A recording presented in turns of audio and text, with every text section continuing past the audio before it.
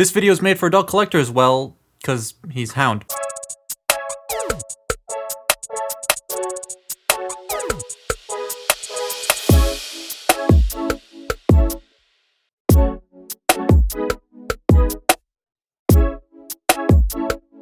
Hound to me was probably one of the better parts of Age of Extinction, not only because his character was actually interesting, he had an entire battle sequence to himself, and I remember sitting in the theater being genuinely worried they were going to kill him. I didn't want that to happen because I really liked Hound when I was younger, and I'm so glad they didn't kill him off. Too bad the last night sucked. Hound's toy was one of the ones I originally had a hard time finding. Like, I had to go to 4 Toys R Us's to find it, but I had a lot of fun with it. Still had my issues with it though, mainly the lack of paint and the lack of, beer gut. This Hound though, hell yeah, mostly. I love the deco.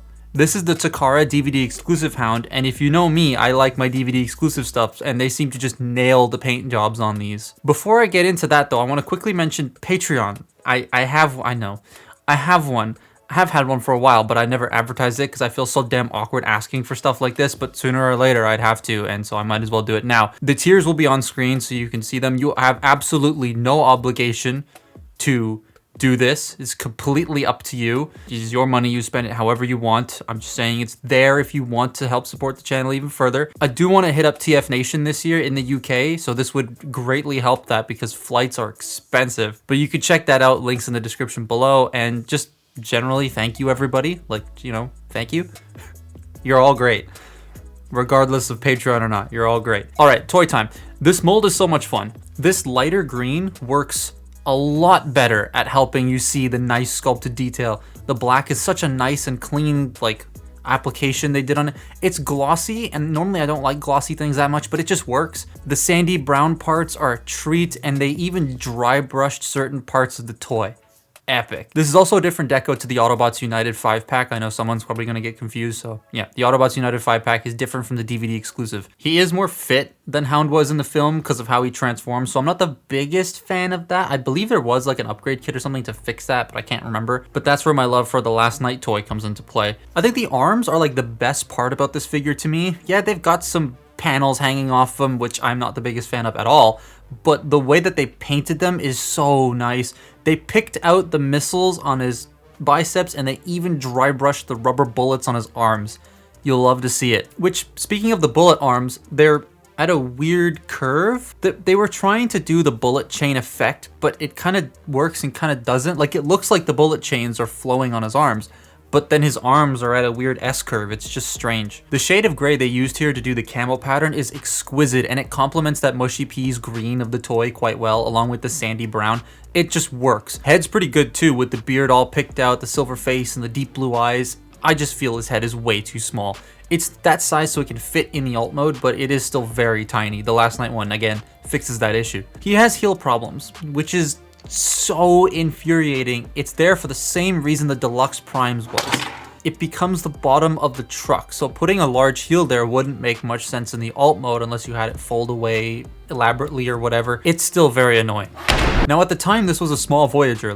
I remember one of people's biggest complaints was his size. He was the same size as Battleblade's Bumblebee, who was a Deluxe, who they then made into a Voyager without changing his size, and Age of Extinction is weird. But what he lacks in size, he makes up for in sheer amount of stuff. Seriously, I don't understand how this and this are the same price other than maybe licensing fees. You get 2 pistols, 2 flamethrower looking pistols, 2 shotguns, a fucking chain gun, and a knife. Rog's weapons got nothing on this guy. Actually, how many of Rog's weapons can I get on this guy? Come to daddy.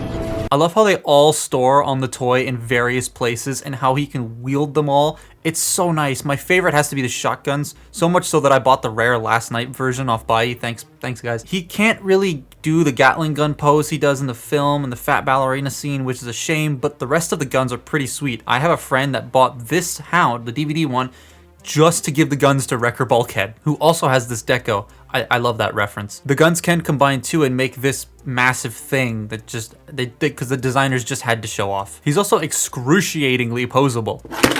God damn. He is definitely gonna fall over a lot while I try to do this. So Hound, while he's, not the correct build for the film that allows him to be a lot more posable, actually, because the Last Night version, you know, the concept art toy wasn't exactly the most posable thing in the world. So this here, it's chock full of a lot. You got head rotation. Now, the entire front of the head is made out of a soft plastic, and the reason is because his beard needs to be, so you can rotate his head and the beard will move. It's a very, very soft material. So you can move the head around quite freely, which is nice. There's no up and down, unfortunately. Also, way too small. Arms can rotate. They can do a full 360. They can go in and out. And the way that they've done the shoulder is the pin goes in right here. So when you rotate it, it's not rotating at the perfect axis, but it does so in a way that the shoulder pad moves down and it looks natural, which is really nice. I do like that effect because a lot of times you just kind of get this and that doesn't look very nice to me. So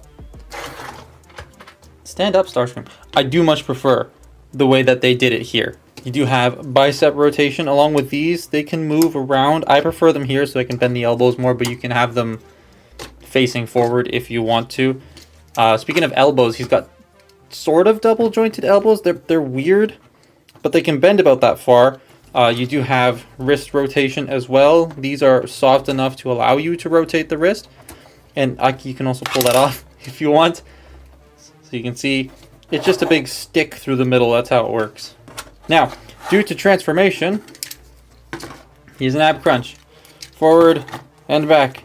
Not sure how useful you can make that because if you go back any further, he just falls. Oh, and a waist joint.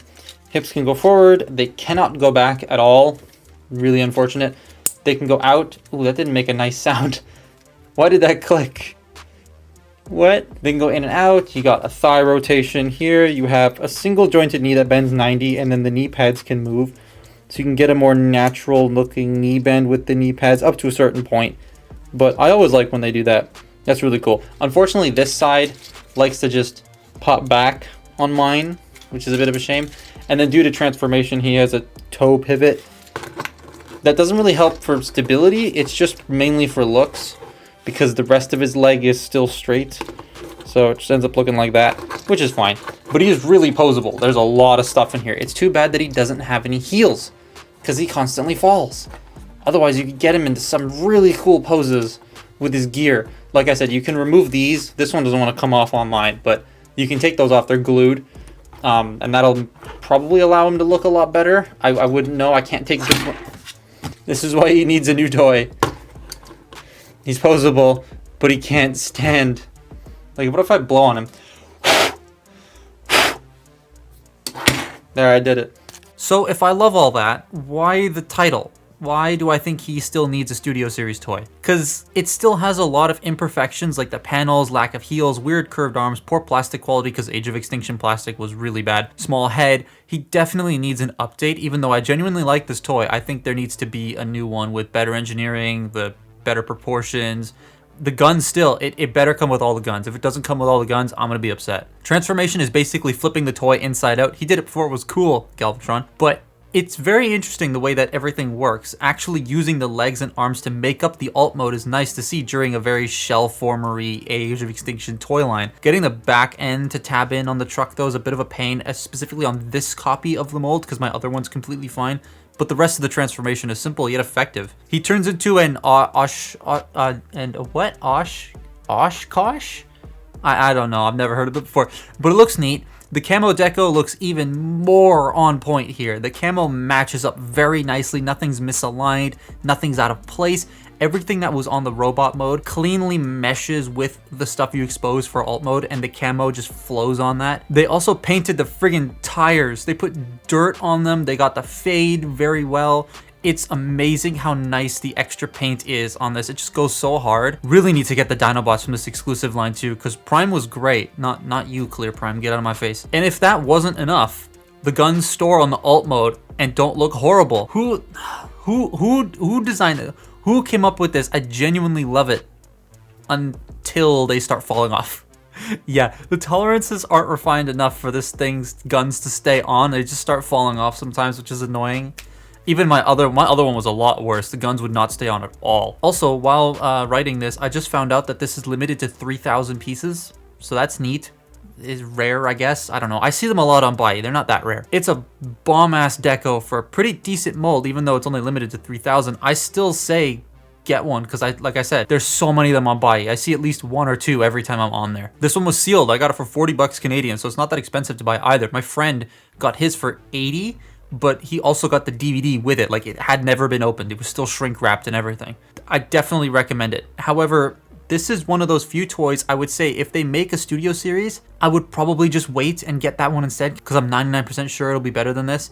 Because modern studio series toys have been killing it, and I think this needs a new toy, and it will get one, and it will most likely end up being better. But that's been my look at Age of Extinction Voyager class Hound, specifically the DVD exclusive version. Follow me on Twitter and Instagram. Again, Patreon if you want. If you don't want to, that's completely fine. And I'll see you next time. Bye-bye.